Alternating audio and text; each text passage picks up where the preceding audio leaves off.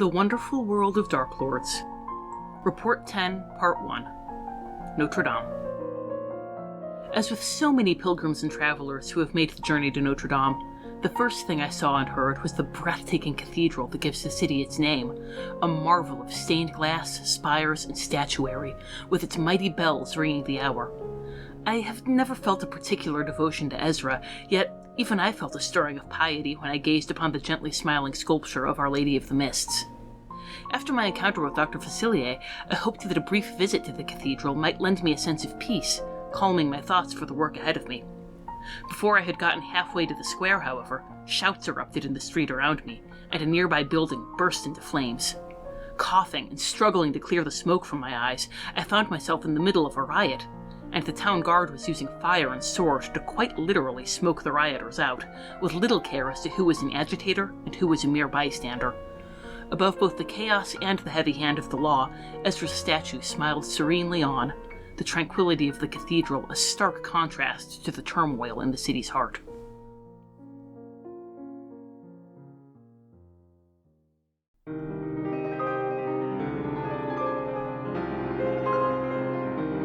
The Lord. After I assumed gaseous form and escaped the guards, I was able to begin my survey of the city. According to the citizens, Notre Dame was once a capital city, but became cut off from its surrounding nation due to a combination of wars from without the city and riots from within. I have my suspicions on this front, but I will hold them until my analysis of the city itself. In any case, during the chaos, Judge Claude Frollo took control and proclaimed himself the Viceroy and Warden of Notre Dame. Frollo was a man known for his devotion to Ezra, his pitiless retribution against lawbreakers, and his fanatical hatred of the Travelers, an ethnic group that he blames for seemingly every crime and misdemeanor in the city. He is convinced that if the Travelers were eliminated, the masses would yield willingly to his firm but prudent hand. Given his disdain for the masses themselves, this seems unlikely. There is one particular traveler whom Frollo pursues above all others, a dancer named Esmeralda. I am uncertain of exactly what Esmeralda did to earn the Viceroy's ire. Beyond vague accusations of witchcraft, the only concrete charges were freeing a prisoner and inciting a riot, and the latter is almost commonplace in Notre Dame. But those suspected of aiding or abetting her are subject to torture and execution. In theory, any criminal who provides information about her whereabouts can have their sentence commuted. Given the dearth of freed prisoners, I doubt that Frollo has ever made good on this promise. When I spoke to Frollo in person in order to secure a more detailed interview on the morrow, I gained more insight on his obsession with Esmeralda. Frollo provided exhaustively detailed descriptions of how Esmeralda used her witchcraft to inflame the passions of the people. I suspect execution is not the only fate he has in mind for her.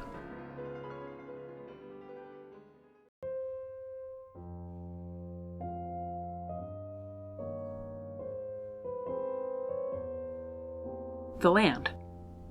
As mentioned, the people of Notre Dame believe themselves to be part of a larger nation from which they were cut off. However, once one gets past a few miles of farmland surrounding the city, there is only the mist. The people are certain that the mist will lift eventually, when the war is ended, or when all raise their voices in prayer simultaneously at the cathedral, or when the last traveler is executed or banished. And because of Ezra's link to the mists, some of these stories have taken on a nearly apocalyptic bent. As for the people of Notre Dame, well, my patron accuses me of allowing my emotions to rule me, not realizing that certain personalities can try the coolest temper, but he should visit this land if he truly desires to see a people controlled by their passions. They can transform from a peaceful assembly to a bloodthirsty mob at a moment's notice, and the guards' heavy-handed attempts to control the violence only exacerbate it. Some say that things were better before Frollo cancelled the annual Feast of Fools, which provided the people with a needed pressure valve as they mocked the prig and shocked the priest. Others argue that if the city is already in chaos, reinstating a day of misrule will only make it worse. Naturally, one's opinion on this correlates with one's opinion on Frollo. The guards, meanwhile, have responded to this disorder with an increase in brutality, particularly against the travelers. Frollo has declared that travelers are to be arrested on sight, and whether or not they have committed any crimes, the Viceroy always finds something with which to charge them. Given that their very existence is illegal, even the most upright of travelers have been forced to ally themselves with the city's criminal element in order to survive.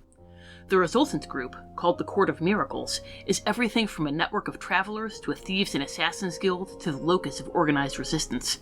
A lucky stroke for Frollo, who is all the more able to paint murderers, travelers, and dissidents as one and the same.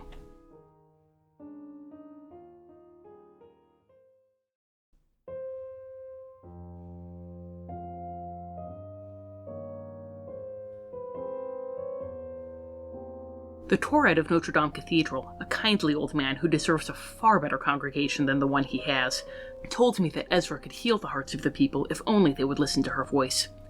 It is a lovely sentiment, to be sure, but the only voices they seem to listen to are those of the mob and the Viceroy. I'm sure I will hear tomorrow that Frollo's voice and Ezra's are one and the same, however, for, as mentioned, the Viceroy has graciously agreed to meet with me. An interview for which I will attempt to listen to my mind and not my heart, as my patron advises, as telling Frollo what I truly think of his glorious plans for the city will likely land me in a cell. I will not insult my patron or myself by asking him to wish me luck, as neither of us believe in it. Until tomorrow, D.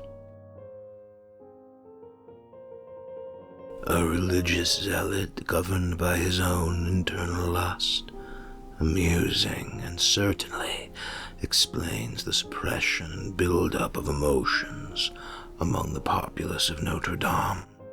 When conversing with such an individual, my scholar is wise to heed her patron's advice. A commonality in these lands is that those that claim a pious lifestyle are often the most hypocritical and quick to anger. Frollo is certainly the type to ignore his own numerous faults, and will be the first to divert the crowds of his city towards the most convenient target. And I imagine an outsider with your skills in the arcane would make an excellent dupe.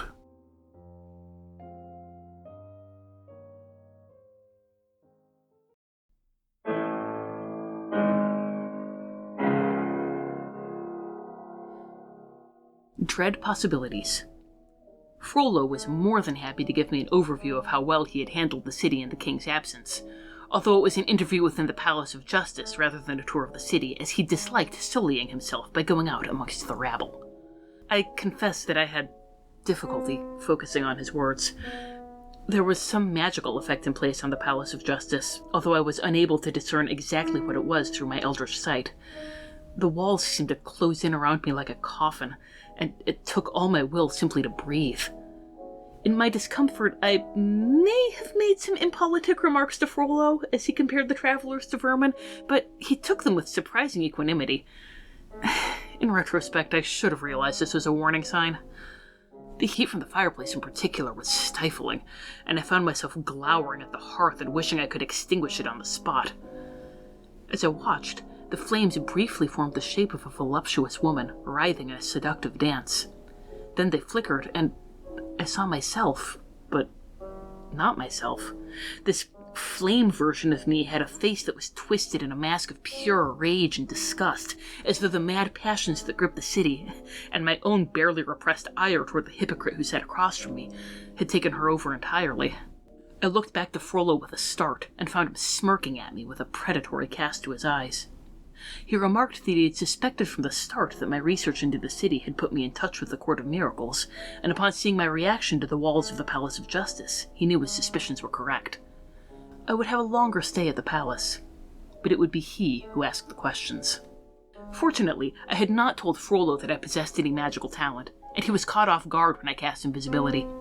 When the guards appeared, doubtless prepared to drag me away when Frollo finished his speech, I was able to take advantage of the confusion and slip away. I doubt that many of Frollo's other guests were so fortunate.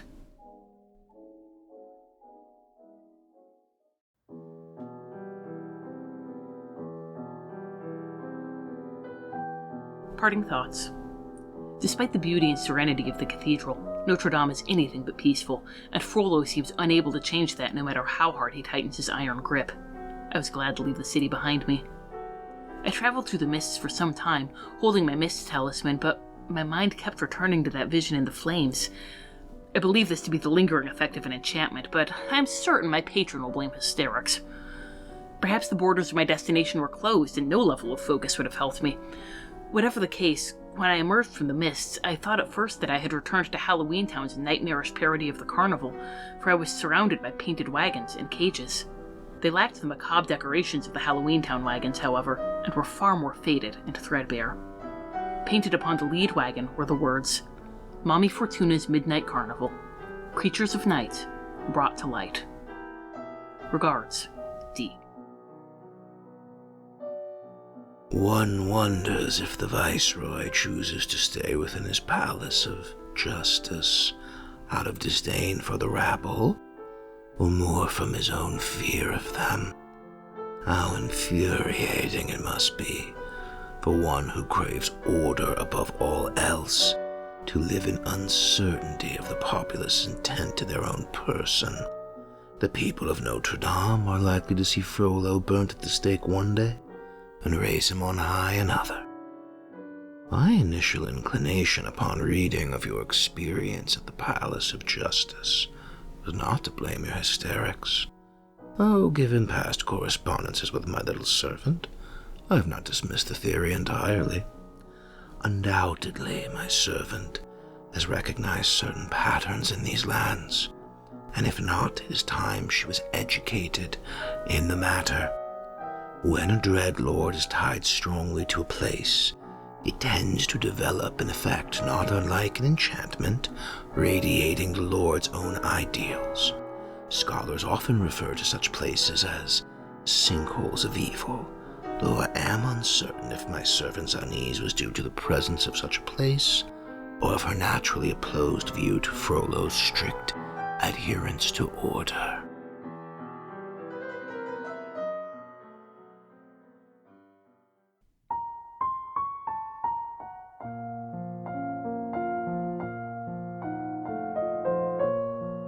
This has been The Wonderful World of Darklords.